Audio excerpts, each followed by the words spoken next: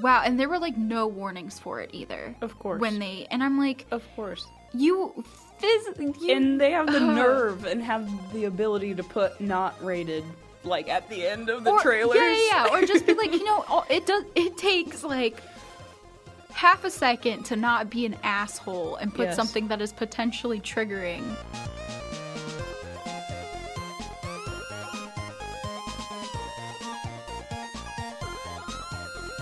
Welcome to the second episode of the Antepiece podcast. We're who you go to when you want to hear everyone but straight white men talk about video games.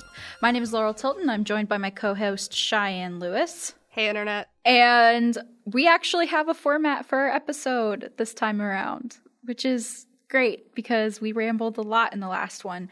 But from here on out, the way our episodes are basically going to run is we're going to have it in the news section with a brief what's on our radar section, and then a couple news stories that we'll go more in depth on. We'll have a what we're playing section, and we actually have a guest this episode.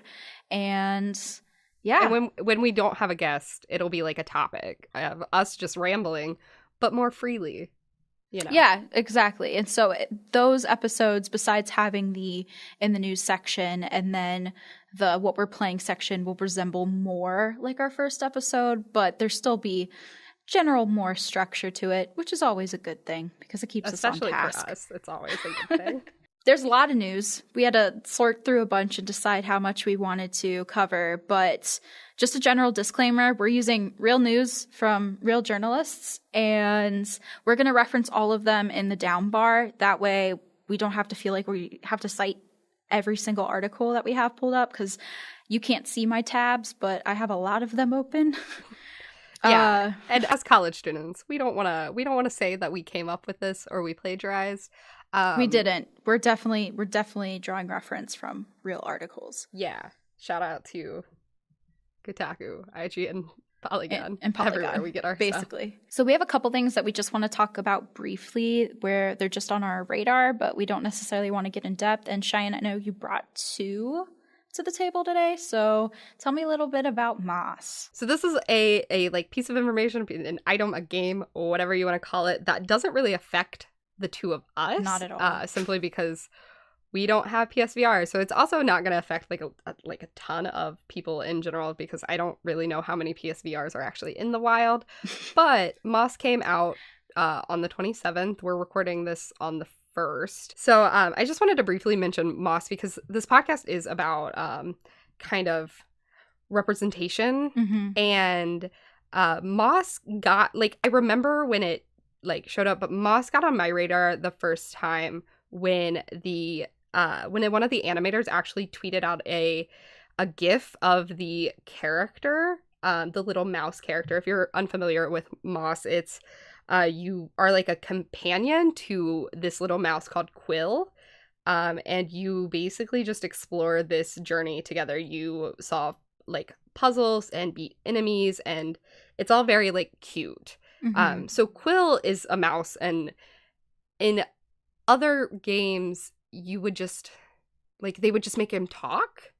Mm-hmm. But you know, a little bit more realistically, mice can't speak. Exactly. So how this like came about me being like really interested in this game is that one of the animators tweeted out a GIF of Quill using sign language. I was like, wow, that's really interesting. I haven't seen that done in a game. Yeah.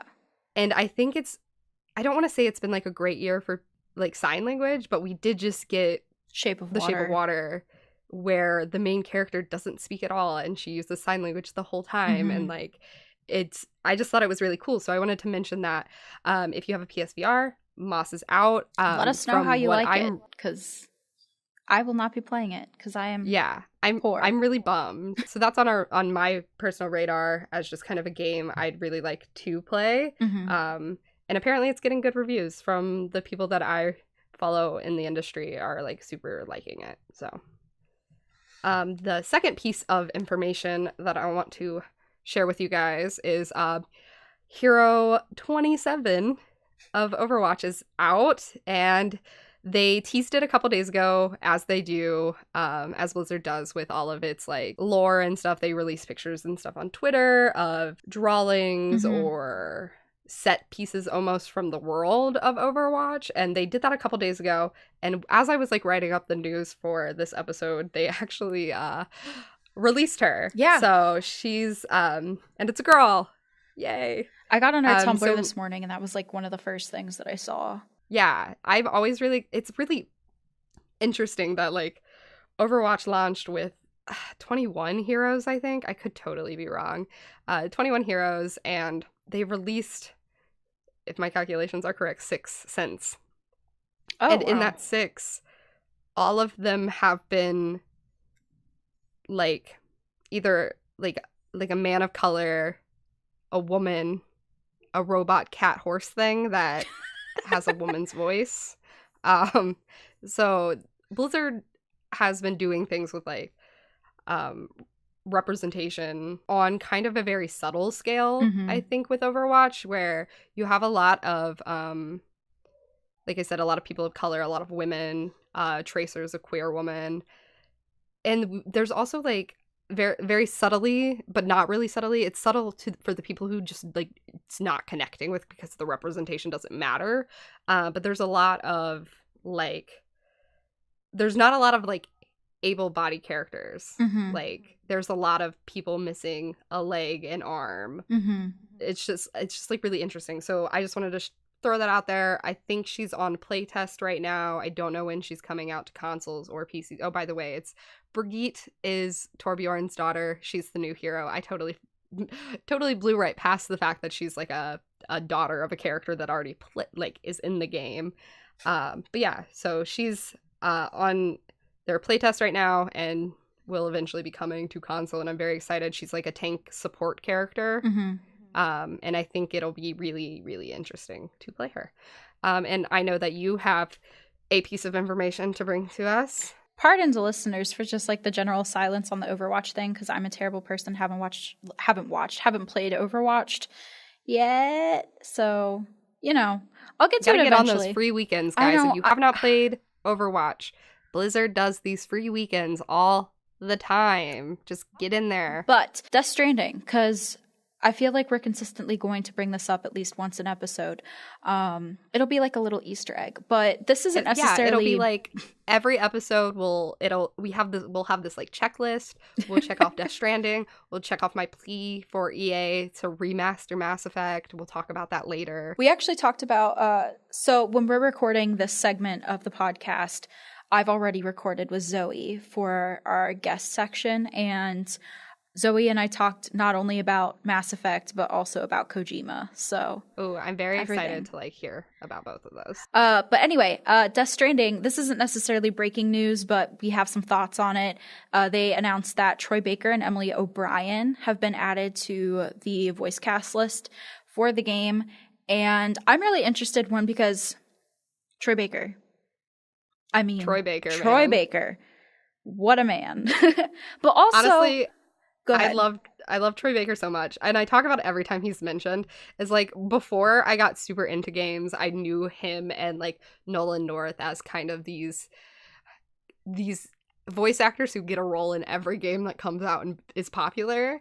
And like once I kind of stepped more into being I don't consider myself a part of the gaming community as sort of like I'm more of a lurker than a contributor. And now I'm kind of a contributor because we're making this podcast. Yeah. But I've listened to like interviews with Troy Baker, and just like I follow him on Twitter, and just I don't know, he just seems like such a cool dude. And I'm always really happy that he's like as talented as he is and is like getting these jobs. But I texted you immediately like upon finding out about this, because adding someone like Troy Baker to the cast, I don't know at what part of production they're at, but the fact that it's so far into when it's been announced, I'm wondering when we're going to get a release date, if we're ever going to get a release date. Because also, if we'll have this link down below, but IGN has like a timeline of everything that's happened with Death Stranding, and at one point, Kojima really pushed that there was going to be a female protagonist, and up until this point, there have been no women whatsoever in any of the trailers. And so I'm interested to see how Emily O'Brien is like pulled into the cast and just whether or not it lives up to that. Because at first I was super excited, but now that we're getting more material and there's an alarming lack of women when it seems like it's very, very focused on babies and umbilical cords, I don't know. But no women. But no women. Who babies come from, you know? Yeah. So it'll be interesting. But those are things that are really on the radar. We have a couple more news bits that we want to go a little bit more in depth with. So Harry Potter. That'll be another thing we just check off the list. Harry Potter, Harry yes. Potter every episode. Which I think it's funny that we talked about this in the last episode in terms of like Harry Potter, like PC games being a huge influence on me, but they're coming out with an RPG game for mobile, like Android and iOS specifically, and I don't know how I feel about it. Like, there's a trailer that, again, we'll link down below, and it takes place pre-Harry Potter, the character, not the series. Like, I guess the series too, but like, it takes place before Harry Potter was born, so, you know, Golden Boy hasn't fucked the entire castle up yet. Spoiler alert. I mean, Snape I think and it's just Dumbledore. the Potter family that fucks the whole castle up. Snape and Dumbledore are still alive in it, but you get to like pick from what the trailer says. You get to choose your house. So I don't think there's actually sorting in the game. And then, you know, you get to befriend people and you get to learn spells and potions and like talk with the different professors and stuff. And like, it looks cool, but when I was watching the trailer, there's a lot of white people. So that's the world that J.K. Rowling has created. I know, but game developers, you can do better. I know. I agree. Because it's just, Harry Potter is kind of that thing that like everybody is so in love with, and the fandom has taken and like created this like amalgamation of like really great things that Harry Potter could be, with like really awesome characters that dive deeper than just what we were given. And with the announcement of like Dumbledore not being explicitly gay in the new movies, it's just kind of like disappointment after disappointment with this franchise that really they keep trying to make like really, really like they want this franchise to live through a plethora of different mediums, but they're not giving anybody what they want. Think a mobile game too is not where I would be spending my exerting my efforts.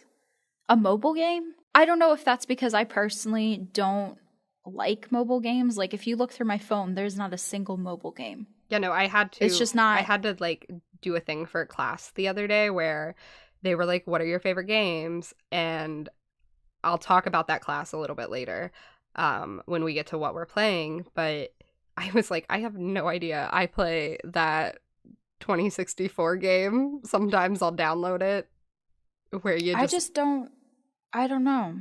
So I'm not exactly excited about it, but seeing as we talked about the Harry Potter PC games, it's kind of, I was disappointed when I found out about it, because I'm like, if you are making a Harry Potter game, I'd much rather have something that's more fleshed out than something that you play on your phone. Not to say that there aren't mobile games that are super fleshed out in terms of like plot and exploration, but you know, you can do so much with Hogwarts and do so much with the Wizarding World, and the confines of a mobile game just, I don't know. I'm not exactly excited about it, but it's a thing that's going on if people want to check it out. It's currently, you're able to pre-register for it right now on Google Play, and then you'll receive updates. So it's not out yet. They don't even really have a release date yet, but if you pre-register on Google Play, they'll send you emails when it's available for download. I'm really curious. I didn't watch. Okay, so like I didn't watch the trailer before we started. I have it like I have it playing in the background right now, and it's like it's not horrible. Just in terms of the animation, it looks like I don't know, like a Disney Channel animated like thing for kids. Is that Bill Weasley? I don't know. I know exactly. Can I romance Bill I know Weasley exactly in this what game? point you're talking about, but I don't know. It's a Weasley, because if you don't know, according to Draco Malfoy, there are the only gingers And the in the entirety whole of wizarding world are Weasleys. I will download it. When it comes out. I will not pay money for it. But speaking of, picking and choosing money and where you're going to spend it in terms of video games, Cheyenne, there have been a lot of big updates with PlayStation Plus. Tell me what's going on. PlayStation is updating their services for PlayStation Plus, and coming this time next year. And I know a lot of people are freaking out about that. They're like, oh my god, no, it's March 2019. You can check the PlayStation blog, which is where I'm reading this from. Mm-hmm. They are no longer supporting, they don't use the word supporting. They're no longer including PlayStation Vita and PlayStation 3 games. So it's they're focusing on PlayStation 4. And this feels like a natural sort of turn of events. Like, everybody's been saying the Vita's been dead forever, and PlayStation 3 doesn't have the same kind of hooks in everybody that the PlayStation 2 did. So they were still making PlayStation 2 games for a really long time after the PlayStation 3 came out. But with the PlayStation 3, more people have PlayStation 4. It's from a business standpoint much better. Well, that's I read this and I was like, oh, that's really sad. But at the same time, I'm not mad at them, And when was the last time you played a PlayStation 3 game? I can't tell you that I ever look at the PlayStation 3 games. Oh, I never or the Vita games and think, man, I need to go turn on my PlayStation 3 to play that. I'm really hoping that, and I know a lot of people are in the same boat with me, that this means we're getting more AAA titles for PlayStation Plus. We're getting higher quality games, because I know that there are some months with PlayStation Plus where it feels like, man, they didn't release a game I gave a shit about. They didn't release a single game that I cared about. Okay, so last piece of news, we got a release date for Detroit Become Human.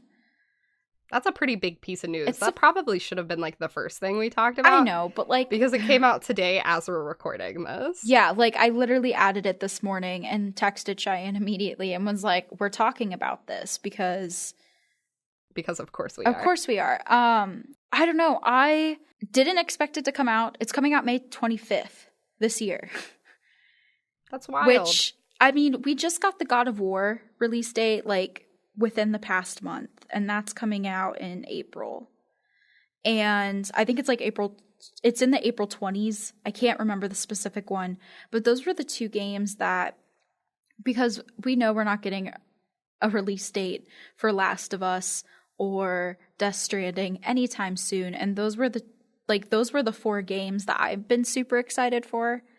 And to get a May 25th date, I'm interested to see if it lives up to the hype, because everyone's regarding this as one of Quantic Dream's gutsier endeavors, and it's definitely got a lot of controversy surrounding it, which we'll probably talk about this more once we get closer to the release date.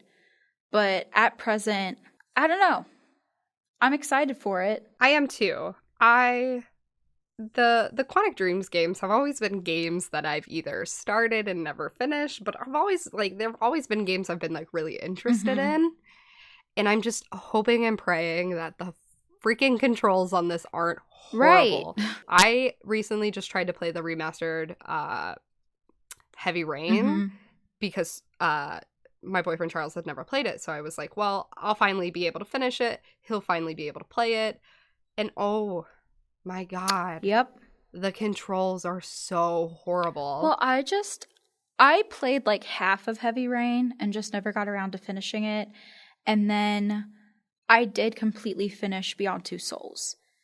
And it's kind of, which this will be a good transition into what we're playing. but it's one of those things where it's like I really like the storytelling that Quantic Dream does, but their controls just frustrate me to no end, because sometimes in Beyond I got bored because it felt too much like you're just playing a movie, essentially. Exactly.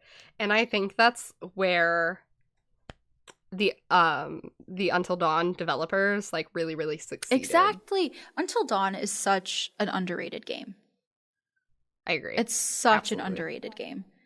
But I don't know. I'm excited for it. Again, we'll probably talk about the controversy surrounding Detroit Become Human, but it's coming out May 25th, which is a lot sooner than I was expecting it. Up next, we have our What We're Playing section. Cheyenne, you've played a lot, but I'm cutting you off at 2. I've played a lot. Choose wisely. I have like 4 games listed, and like when we started talking about this topic, we like made a conscious decision that like we were, if we couldn't come up with games to talk about, we would have other topics, and now we clearly have too many games to talk about because we're not good at time management. This never happens. We're bad at time management, guys. That's the moral of the story. Yeah. So I have a couple games to talk about. I finished The Witcher 3. You did. That's mostly just an update from the last episode if you didn't if you didn't listen to the last episode. In the last episode, we talked about how like about our majors a little bit and how it doesn't really connect to this podcast at all, really, as far as topic wise. But I have a second major. I'm also focusing on like public relations and strategic communications. And going into the semester, I had one final like extracurricular section I needed to like check off, and it was like an advanced writing or something weird like that, or mixed media. Okay. I don't even know how to really explain that. Okay, Miami. But exactly. But I decided that I really wanted to take this interactive media studies class about analyzing games. And it's been a lot of like taking an analog game and kind of like reviewing it, or taking a digital game and reviewing it. I did it on The Witcher, guys. Shocker. Wow. And then for our like third writing assignment, our professor was like, you're going to play a game in its entirety. You're going to pick a 10-hour game. You're going to play it from start to finish, and you're going to write about it. Spoiler alert, guys. I have not started writing about it. It's due tomorrow, Friday. So the day, if you're listening to this podcast in real time, it'll be yesterday. Hopefully I get it turned in. You're going to get it turned in. Oh my God. So I played the game, and I chose the Wolfenstein. No, I got the in the wrong place. Wolfenstein: The New Order was the game that I chose to focus this assignment on. And I bought Wolfenstein a while ago, right after the second game came out, because I really wanted to play the second game. I wrote a paper on the second game last semester. I don't know, I'm very invested in this series despite this being the first time I'm playing it. And it fit what I needed it to. It fit the time length, and it was also a game that kind of checked off a box for me because I want to play the second one so bad. I was like, I'm just going to get it out of the way. And unfortunately, that's kind of how I felt about the game while I was playing it. And I felt like that was a super disservice to the game because I really liked it. There's some really, really great parts to it. It's a first-person shooter. I'm not great at those, but I enjoyed myself while I was playing it. But I think that I sped through it too quickly. I missed a couple scenes. I'm real bummed about that.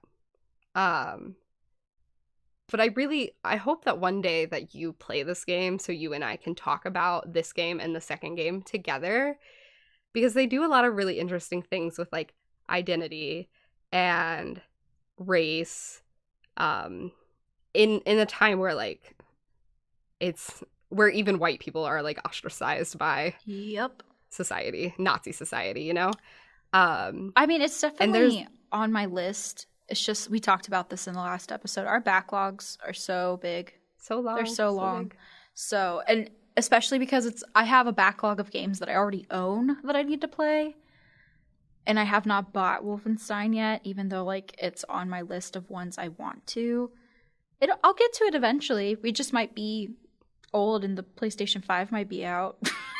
We'll see. We'll play the remaster on the PlayStation 8. So yeah, if it goes on sale, I definitely recommend grabbing it because I have a physical copy of the second game I can loan you. Sweet. Which is like what you want to play. Well, we both, I feel like, want to play anyway, considering everything that was surrounding that game when it, the marketing and all that good stuff when it came out. So I played through the entirety of Wolfenstein: The New Order. And I had a lot of fun with it, despite like rushing through it because it was for an assignment and I like to sleep, and I'm just like, let me put it on easy mode, super baby mode. The Can I Play Daddy is the setting I play on it. So it's pretty funny. If you haven't seen screenshots of it, it's BJ Blazkowicz, who is the main character in like with a pacifier and a bonnet on. It's adorable. Oh, wow. BJ is very scary in those pictures though. So yeah, I played through that completely, really enjoyed it, and I started the new Colossus, so the second Wolfenstein game. So we might get an update next episode. I had no intention of coming into this episode having finished a game between the last episode and now, but that's kind of how I felt I too. finished because I was like, oh, I'm still just going to be replaying Horizon Zero Dawn probably. But the Telltale Batman series, at least the first season of it, was up for the free game last what I don't know what month it was, but it's for PlayStation Plus. And I think it might have been January, but I could be wrong. It was probably January. You know, I liked it. I feel like I've never not liked a Telltale game. Up until this point, I've played Wolf Among Us, Borderlands, and now Batman. I started Game of Thrones, but I've never watched Game of Thrones, so I wasn't very invested in it and kind of quit. But it's one of those things where, similar to Quantic Dream, I'm not crazy about their engine. I'm not crazy about the mechanics of the game. And it's like, I get that that's the style they go for, where it's kind of comic booky in terms of style, but it's like, there's so many parts of it that are just like, fucked. They're so bad. Yeah, no, they've been like, I feel like they've been using the same engine forever and ever, and unfortunately, depending on how you view it, the writing is so strong in some of those games, and people get so attached to the characters. Especially if you look at like The Walking Dead, oh, definitely, which is like regarded as one of the best. It's some people's favorite game. The writing and stuff is so strong that they're like, just because Batman doesn't show up in a scene that he's supposed to be in, like, it's fine. And Cheyenne knows this, but I had a lot of issues with my extended storage while I was playing it, which ironically, I have not had any issues since then. That's weird. But the game kept crashing. Broke it. And so I don't know how much of it was actually the game and how much of it was my actual hardware. But regardless, I liked it. I liked it a lot. I feel like they did like interesting things with Bruce Wayne as a character. I'm really excited that they've already started the second season. I don't even think they have the season pass available right now. I think they're just going by episode. Until like I can get a deal on it, I'm not like super pressed, but I finished it and it was good. Wasn't great. But like I said, I played it. And I agree with you. I'm not super pressed to play the second one. Yeah. Second season. Like, I will if it's absolutely. Cheap. Troy Baker. Gonna play it. And now I'm almost done with Night in the Woods. And another game I've also played and beaten. I texted Cheyenne last night at like 1 a.m.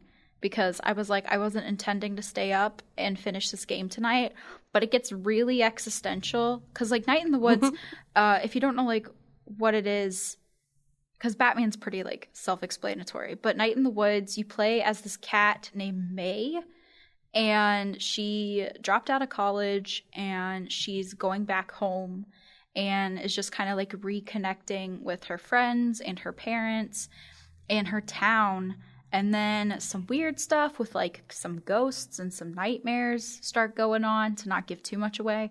But it has like distinct parts of the game.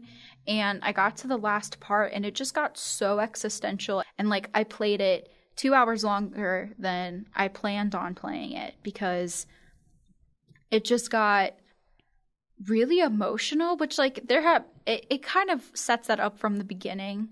But at the same time, I wasn't expecting to get like punched in the gut as much as I did towards the end. I'm not done with it though, but I'm probably going to finish that tonight or something. I don't know if I'll give an update next episode, just because I truly think it's a game that people should play themselves. But I really, really enjoy it. I think the writing is really great and really... It's so weird. It's really weird and really witty, but... It's very endearing. Exactly. Like there's a part, this doesn't ruin anything, but there's a part where May's super drunk and stands up on like a stump and just screams like, "I got nightmare eyes." And it's just such a bizarre game, but I really enjoy it. And I'm excited to see the ending, because it went from like, at the beginning, I don't think you can see, there's no way you could predict like where it ends up in the fourth part. It goes like very strange. It gets really strange and goes real hard. And then it like mellows out again. And I'm in the mellow part. So it'll be interesting. This game was another game that sort of took me by surprise. Because this was a recommendation from me to you. I basically forced Laurel, like, over winter break. I was like, you buy this game and money. You play it. You forget that you gave me the money for it, so. Oh, shit, you're right. Yeah. No, I gave you the money for Hellblade. You gave me extra money, though. Oh, that's true. I did. So I partially paid for this game for Laurel to play it. Thank you. And this game... It's been good. I played it on PC when it first came out. Okay. And there was something very endearing about the whole thing. I said endearing already once today in describing this game, and I'll say it again. I feel like it's a fitting. Yeah. And if you look, it's very, like, I don't know, I connected with it in a really weird way, because, like, May is kind of me sometimes. And she's from this, like, Midwest town, and she's sort of weird, sort of, like, the goth kid. Yeah. Hung out in Hot Topic, their version of Hot Topic. Oh, and I don't know, it just really, the fact that it was set in this like really like sleepy Midwest town really sold it for me, because throughout school in the Midwest where we're from, I've been like, maybe I shouldn't do this anymore. Maybe I should just quit. I don't want to go to school anymore. And it's been very conflicting, and they just deal with like leaving school and like people growing up around you and going back home and people being different than what they were when you were still there. There's also like slight, subtle, like not even slight, it's totally out there, just like little bits of representation you wouldn't necessarily expect, because you have Greg and his boyfriend Angus, and it's like a thing, and there's just so much going on. So just like the subtle way in which May's pansexuality is explored when she's talking about her ex, which is clearly like a guy, but then she goes to a party and there's a bombshell and she's like crushing over this girl and upset she didn't get her number. Oh my God, I forgot about that part. Yeah, and so it's just like the treatment of it is really great, and almost like how casual it is refreshing, because at one point, you know, she's joking with Greg about Angus, and Greg is like, yeah, I love my boyfriend's ass, or something like that. And it's just like, it's really cute. And there's also tons in terms of like representation in terms of just like anxiety and depression, and I don't know, I really, really like it. So that might seem like that's the end of the episode, but because we have a guest, there's actually going to be an entire other segment. So after the music, stick around, because we have Zoe Hines talking about horror games and 2D animation and how does VR fit into this, and just a bunch of good stuff.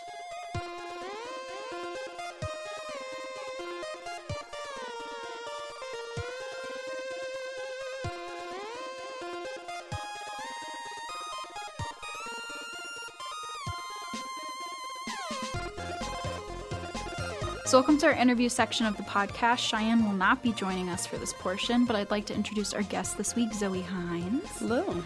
Zoe is an Asian Studies and Computer Science major at DePaul University, and after getting to know her a little bit, we're going to discuss the recent revival of 2D gaming and its effect on the horror genre. So Zoe, can you tell us a little bit about yourself? All right. I'm a senior at DePaul University this year. As you said, already Asian Studies and Computer Science, so studied abroad for it, and it's kind of the culmination. I'm really glad you asked me to come here because that's really all it's been. It's just been one big lie to get closer to video games. It feels like my majors, like JRPGs and just the Asian Studies aspect, as well as being able to program them. But no, here I am. What are some of your favorite video games? Like, I know that's always a difficult question, but if you could name like 3, we'll cap it at 3 maybe. Okay. The first Spyro game. Okay. Because it was really solid for a 3D platformer. Still frustrating. The cameras didn't work. But it was good. We still have games that have that problem. It's fine. Yeah. And that was also Tomb Raider's problem, which we might talk about later in the first few games. Doom. Okay. Yeah, which is one of the games I'll be talking about today. And probably the second Assassin's Creed. Because I was a lost child that liked the weird kind of gothic Catholicism imagery. That was strange. It spoke to you. Yeah, much like Death Note and a lot of things God. Unfortunately, around that time period. I'm still in my goth phase. Death Note did have like a surprising amount of like, even though like clearly set in Japanese like culture, like there was some weird. You have the apple. You have like there were some weird religious God. like Christian and Catholic. He had a God complex. It was fine. bad. It's fine. It's fine. Okay, so can you talk a little bit? The basics of like this podcast is to really get voices that are often left out of discourse surrounding video games to just kind of have a place to discuss, critique, and also just love video games. So can you talk to me a little bit about how your background and identity has affected your consumption of video games? Okay. As a woman of color, I would say that, strangely enough, or I guess not even that strangely, the racial bias within video games has always affected me most deeply. The gender bias has really been evening out pretty well. It's improving a lot. We were born into the perfect generation for that, to see that kind of difference in video games and ideas. But after reading a few different reports, like a year ago when I was doing research, only 3% of game developers are African American, which is a really small portion in comparison to, I think it's about 76 Caucasian. It was 20-some% Asian. So you already have that deficit. So a lot of the protagonists that you do see that are African American in video games still have that social stratification and stereotypes before. Like even the best ones I can think of, Lee from the Walking Dead games. He still shows up in a cop car. That's his first scene, is him being arrested. Yep. You never know whether or not he killed his wife or not, but it's one of those things that doesn't matter. He didn't have to. He was the entire stereotype of the educated black man that still caved into his urges, sort of thing. And I'm trying to think of some of the other big protagonists. A lot of times there are secondary supporting characters that are the best personas I've seen of that, with No More Heroes. I don't know if you've ever heard of those games. I have not played it, but I've heard of it. Yeah, there's one supporting role, Shinobu, who is an African-American woman, which is already kind of hard to find in a lot of video games. There was the supporting role in the second Half-Life game. I think his name was Clay. He was okay, but he was still seen as kind of in that criminal light, and it happens with pretty much any genre that has that. You get that misrepresentation, and it's not, people always write it off, well, like, oh, it was probably a Japanese game, and they don't have the knowledge as Japan's only 98% Japanese populace. But it extends to Western lights as well. Yeah. It's all across the board, even with the Mafia 3 game that was based off of a I guess, young 20-something becoming a mafia leader, a gang leader in Brooklyn. It's still, that's what your plot's going to be. Yeah. So it's very difficult extending past to that, and it's difficult for me to connect to black characters. It's not one of those I'm going to buy a game because it has a black character, especially when I feel like I'm going to be disappointed. I think the closest that I've gotten to was Prototype, the second one. Okay. But even that, it didn't develop his character. There's not really much to him. And it felt like there never really was going to be. That was something, because I hate myself and I'm replaying Horizon Zero Dawn. It has, like, really, really great, in terms of, like, just the cities you visit. Like, it has really, really great representation of background characters. And it has some of the best I've seen, but at the same time, you still have a female protagonist who's a white woman. But anyway, yeah, no, it's frustrating, too, because even when you were going through, like, okay, what representation is there even out there? I thought of Chell from Portal. But she's, you know, you never see her. No. You never see her. You see her, like, occasionally when you shoot a portal and you're at the right angle to see yourself walk into it. But, like, they never actually contest with the fact that, like, she is a woman of color. Does this change anything when she's fighting only robots? It's not necessarily great representation to just, like, put them in as a figurehead and not really, like, interrogate, you know, how does this affect them as a character, I feel like. Exactly. And the only good ones that I've seen, it's just a lot of... They have a lot put on them as a character if they are developed. They're fleshed out in areas that sometimes aren't even necessary. And one of my favorite games I'll be talking about later is one of those. I Have No Mouth and I Must Scream. It's a really old game. I think 94, and it was a point-and-click horror adventure. But it has one female character, Ellen, who's an African-American woman, and her portrayal starts off amazing. It's great, it's spot on, it seems like it was an educated character design, but then just certain things happen to her and things, and that's the point of the game, but it seems unreasonable at points, which is interesting at the very least, but I'll talk about that more later. So I guess stemming off of, like, what we've been talking about, what do you wish to see change in the video game industry? I would have to say overall I've been very disappointed in AAA titles the last 5 to 6 years. Their quality's been going down. Their prices have been going up astronomically.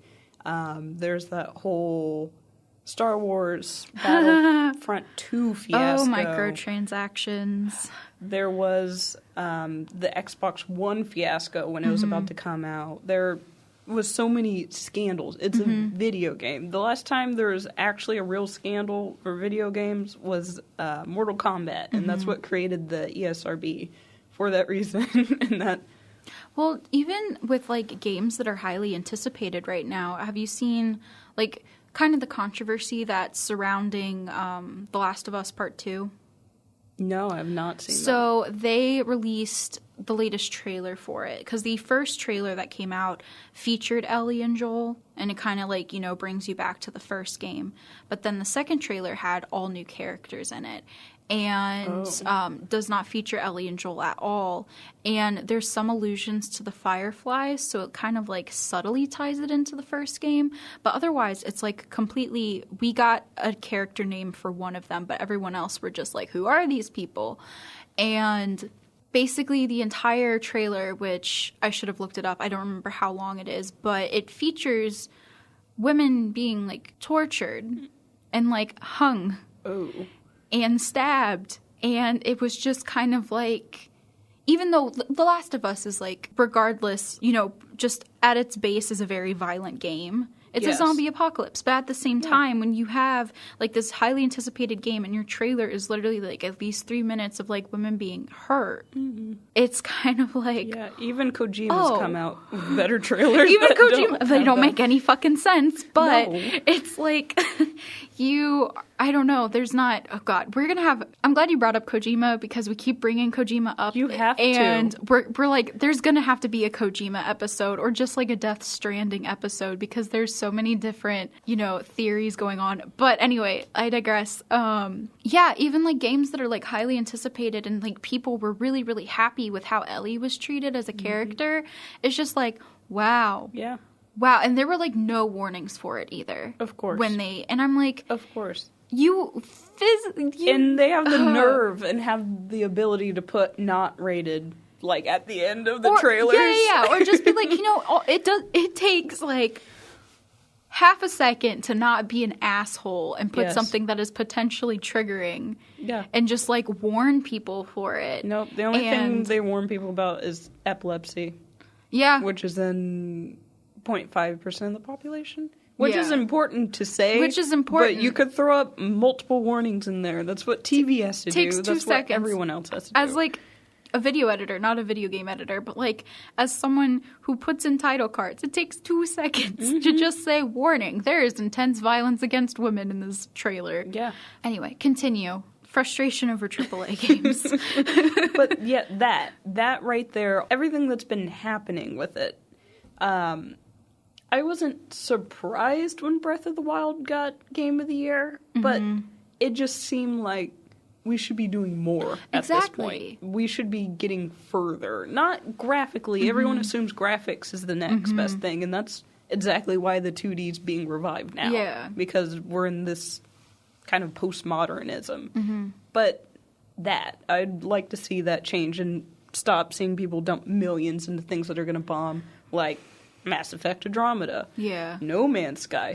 Still really bitter about that. Oh my god, it still shocks me when I'll go into GameStop. Not that GameStop has good prices anyway, but and they'll have No Man's Sky for like $40. And I'm like, I know they've made patches. and it is not the game that came out during initial release. But it doesn't matter. Like, that game should not have come out at $60. It should have come out at $20. And even then, like, I still won't touch it. No.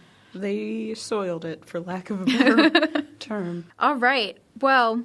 do you want to get into your topic that you've brought, which is the revival of 2D gaming? And you've, kind of hinted at this. Yeah. So, kind of what we think of 2D gaming, where it began, in general, was arcades. So you have, like, Asteroids and Donkey Kong and everything, and it was just one screen. It finally kind of transitioned into the 2D scrolling. You had Pitfall come in. You had multiple... Super Mario's coming up. And I would say right around the early 80s, I think the first one was like 81, the first horror game, really. The first one that I can think of, at least, for it came out. You had Wolfenstein, which I love Wolfenstein and Doom. They're both kind of in that same weird category. It's always strange when you get Nazi symbolism in video games, especially when it was that early. We don't realize that the Soviet Union was still around during that time and things like that. We're basically just coming out of the Cold War, but in that sense, you had these kind of like kind of horror, survival, suspense coming out, and that was really people's first view of what was considered 3D. But games like Wolfenstein and even Doom, even though they had that 3D look, they were technically 2D. They used ray casting that uses like vectors. So you have kind of like a flat board that has all of your objects on it, and depending on where the object is, it calculates the kind of distance that you see in the game. So even within that, you never had that third axis of vertical. It wasn't really even until the, I believe, Super Nintendo that you started to get those true 3D graphics. So while you're in this transitional period, you had games like Doom and Wolfenstein coming out, and you also had one in 89 called what's the name? Norm Stromo, which was based off of a lot of Lovecraftian horror, which is where most science fiction and cyber horror and everything else comes from, just that sublimity. And I think that initial game, you were in a space station trying to escape, and you have a invisible alien chasing you. Of course. It will appear in front of you every once in a while and give you a scare. And that was the beginning, pretty much, of survival horror. And that started in Japan and then slowly made its way over. So you see, and probably nerd out a little bit with Asian studies, see a lot of no drama and kabuki themes and things like that. That was in the early survival horror. You can even see it in later games like Resident Evil in the early 90s, that kind of muted suspensefulness that we even see in Japanese cinema. Yeah. So when it came over here and kind of got transfused with Doom and Aliens, it grew into something more. But it was starting to get stifled when the full 3D apocalypse, I guess you could say, came about with the Nintendo 64, and everyone's like, 2D's done. 2D's over. This is the next best thing, is fighting cameras. Yeah. And running around and not knowing where you're going. And having that awkward drop-off of the late 80s and early 90s kids that are now becoming teenagers and wanting kind of more aggressive kind of games, wanting more adult-feeling games. So you had this really harsh turnover of the 3D kind of platformers, Banjo-Kazooie and things like that, turning into more of the Mortal Kombats. Yeah. And Ratchet and Clank started even having more gun sort of things than they did anything else. And you had Eagle Eye and all those type of games getting popular. So along with that started the 3D horror, where you had all the Resident Evils, all those horrible polygons and tank controls and everything else, and that kind of led up to where we are now and what we see horror is now with the fear games and everything else in between. But people seem to forget this 2D space that's now been slowly surfacing. Like, Limbo came out in 2010. I want to say it was 2010. I can look that up real quick. I'm pretty sure. Yeah, 2010. So this was a game that was given so many accolades when it came out. Everyone lost their minds. It was based off of German Impressionism, which is also already awesome, and just noir themes. Something you don't think about as very simplistic graphics, but they were sharp, they were clean, and it just worked. It, I think it did win best graphics for some things, but it won a lot. It won a ton, and it was deserving, and it began to make people see the sublimity that is the 2D space. You, in a horror game, the scariest thing is what you can't see a lot of the times. Oh, definitely. So now you have a whole plane taken from you. You can jump, you can move left and right, but you can't get out of the way. Yeah. You can't truly see what's coming for you. You have no spatial awareness. And I think getting back to that kind of roots is very important, and people are starting to really utilize that to its best. Well, that's like, I haven't played, I'll be honest, like I haven't played a lot of horror games myself. Those are games that I typically watch playthroughs of because I am a piss baby. But there's just so many that I feel like some of them just do horror better. And like I don't have an answer of like what doing horror the right way is. But like at least things that I personally find scary, like some that, you know, even pixelated horror games that are coming out now, some of them are terrifying. And I think that's something that I'm always like curious about when, you know, you see the trailers that are coming out for like the new God of War game or Detroit Become Human, where they look so photorealistic. Like it's ridiculous. And, you know, should that be the end goal, or should we really focus on, like, even though those aren't horror necessarily, like focusing on content over like not to say quality, because it's, like, quality in its own way, but, like, the actual content versus, like, how it's displayed, because, I mean, I'm trying to think of, like, specific ones, but, yeah, Limbo was just terrifying, because you were confined to only, like, certain types of movements and having to figure out, like, there is this gigantic-ass spider thing that is going to stab me if I can't move, but there's a limited range of motion. And, like, I feel like confining possibilities almost makes things more terrifying in certain aspects. I think it's to the point where their second game that they did in that sense, Inside, that came out in 2016, even that one was the themes in it, since there really weren't, there were themes in Limbo, but it was more subjective. But the themes in Inside were terrifying, but it didn't have that same feel as Limbo. Yeah. It wasn't nearly as unnerving. I played Limbo. I watched a playthrough of Inside. And I don't know. And I kept, like, asking myself, is this because I am used to Limbo, you know? Yeah. And, like, I've experienced Limbo, and so this doesn't seem... Because Limbo was just like this, wow, they're doing something really different. Yeah. Whereas, like, Inside, yeah, the graphics are different, but it's still the same general, like, range of motion, and it has the same general tone to it. Yeah. But I just wasn't... I felt like it wasn't bringing anything different that Inside did, and so I wasn't... I mean, that Limbo did, and I just wasn't as impressed with it. Yeah. It was still a solid game. Oh, it was definitely.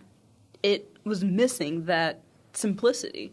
And there's already been, in most cartoons and even anime, doing research into that, making your characters more simplistic, plainer, not hyper-realistic, allows you to connect with them more. If you see yourself in them, it's easier to. If you're not able to do that with a lot of these new hyper-realistic games, like you're saying with, like, Detroit Become Human, you'll have an emotional response, but I don't think you'll be able to insert yourself as well. Yeah. Like, you can't. But to have this small kid in Limbo, you automatically kind of start to prescribe pronouns and things, even though there's not necessarily anything.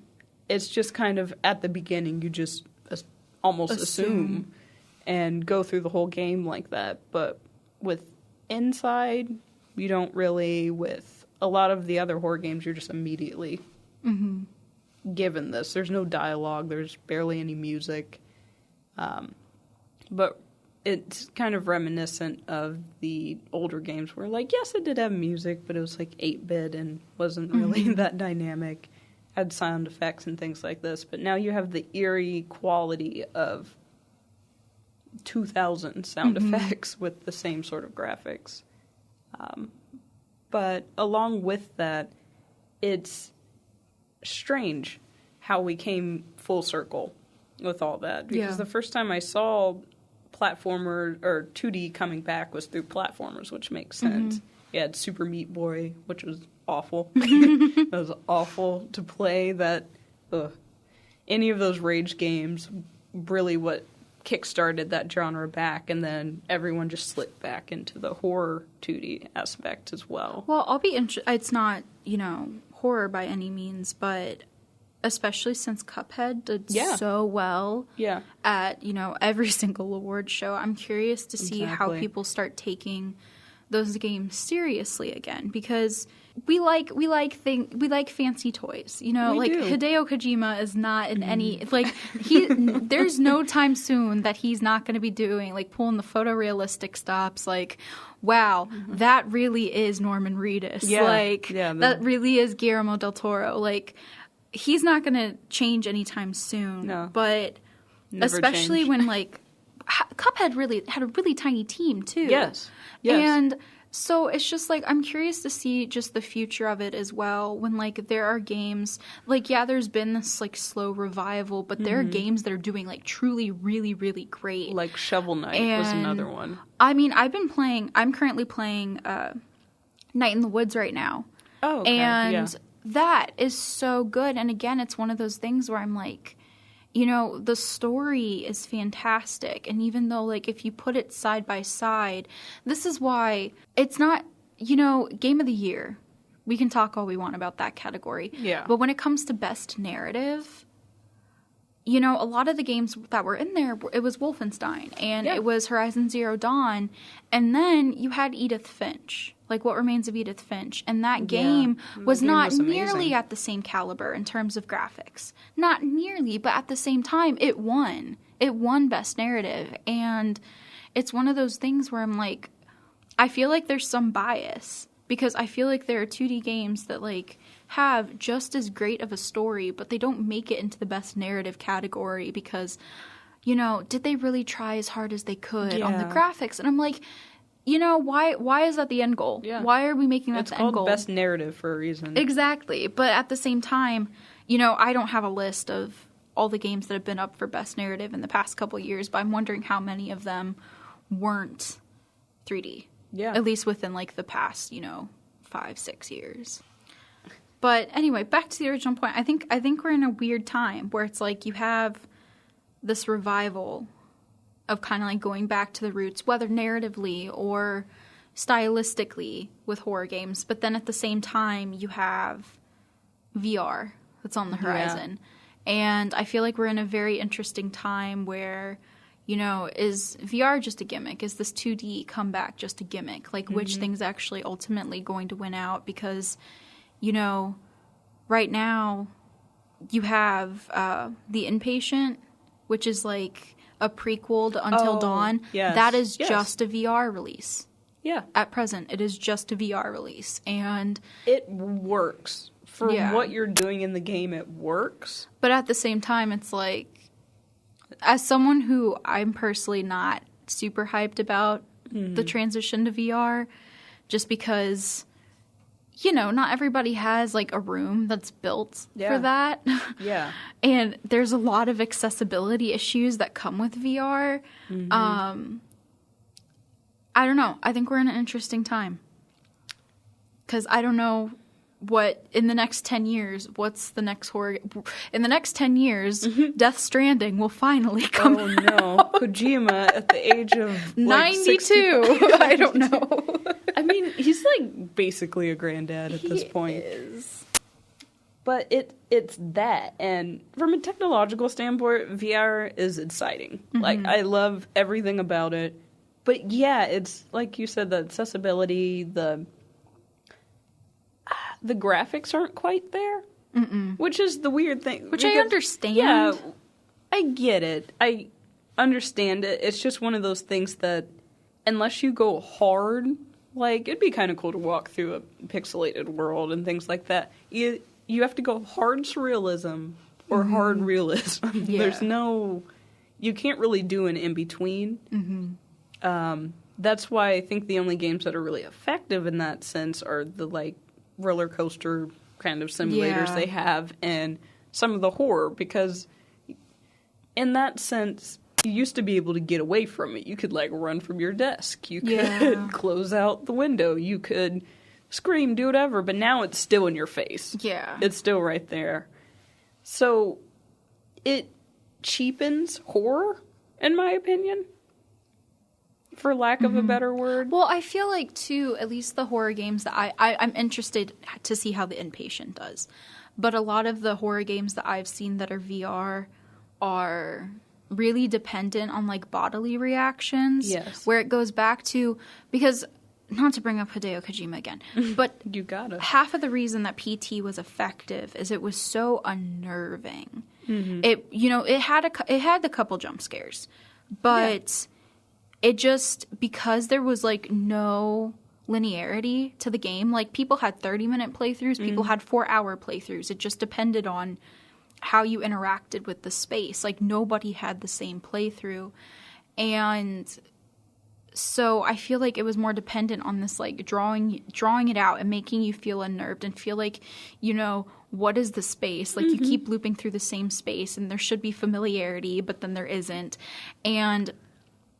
But then a lot of the VR games, I feel like it's going into this just physically reacting to things. Like, oh, there's a jump scare, I'm gonna scream, it's right in my face, I can't get away from it. Yeah. And but then that gets into the argument that even, like, film scholars argue is, like, are horror films art? Yeah. Then, if it's a body genre.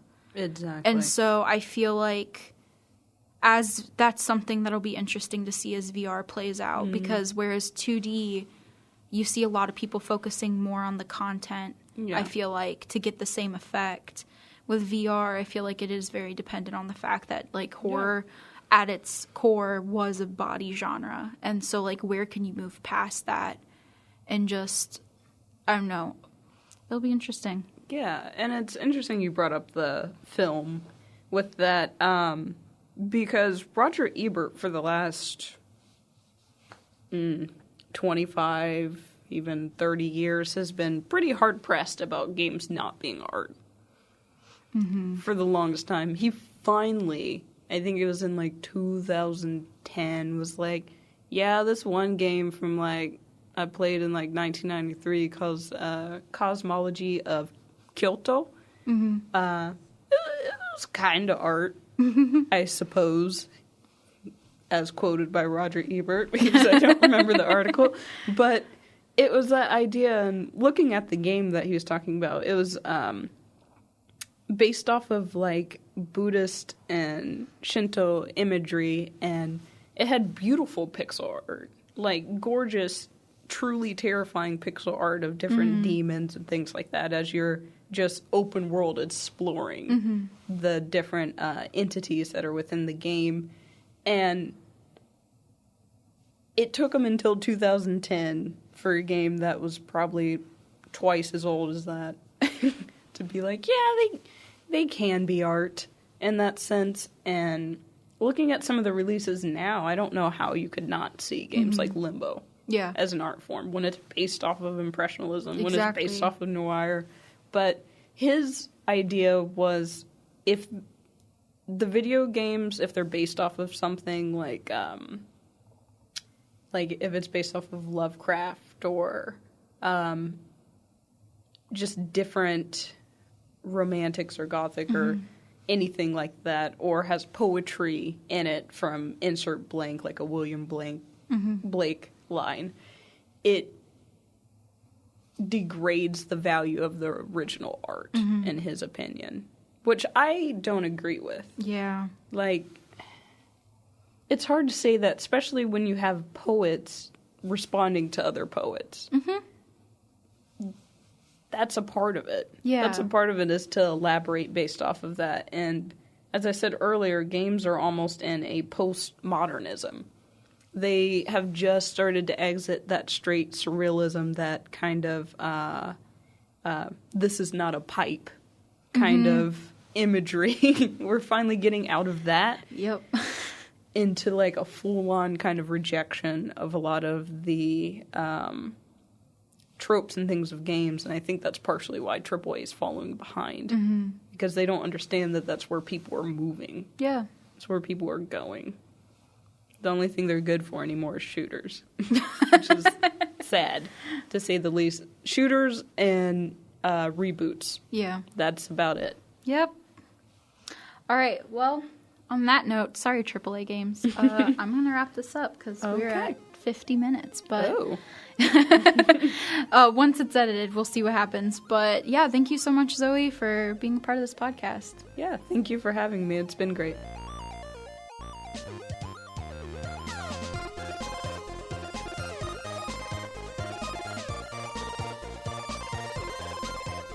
The Antepiece is recorded at DePaul University and was co-hosted and co-written by Laurel Tilton and Cheyenne Lewis. Special thanks to Jonathan Nichols-Pethick for letting us use his podcast studio. Intro and outro music is royalty-free Unreal Superhero 3 by Keygen Music. Thank you.